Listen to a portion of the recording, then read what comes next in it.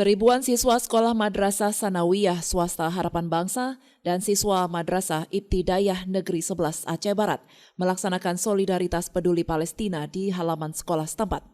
Kegiatan tersebut diikuti sebanyak 500 murid MTSS Harapan Bangsa dan 800 pelajar Min 11 Aceh Barat serta seluruh dewan guru dari dua sekolah tersebut.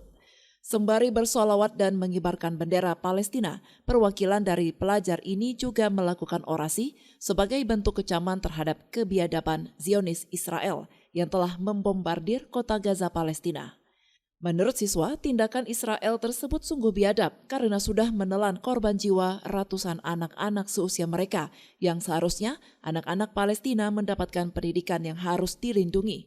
Selain berorasi, para pelajar ini juga melaksanakan doa serta menggalang dana untuk membantu mengurangi penderitaan rakyat Palestina yang saat ini sedang digempur oleh tentara Zionis Israel.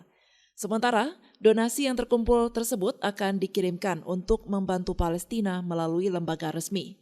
Kepala Sekolah MTSS Harapan Bangsa, Faisal, mengatakan pihaknya sangat mendukung kegiatan siswa tersebut yang menyerukan kepedulian terhadap penderitaan anak-anak di Palestina.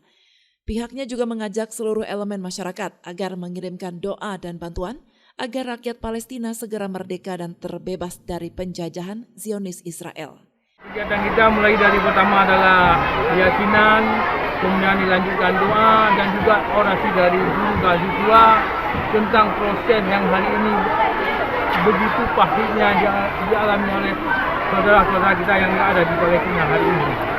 Kita dalam kondisi yang sangat memprihatinkan. Dengan kegiatan ini kita mencoba melalui doa supaya usaha-usaha mereka itu dimudahkan segala urusan dan juga melalui donasi yang kita lakukan di MTSS Harapan Bangsa dan 11 Aceh Barat supaya bisa memberi manfaat walaupun hanya sedikit tapi paling tidak meringankan beban-beban saudara kita yang lagi dijajah dan lagi dizalimi oleh Zionis Israel yang ada di Palestina.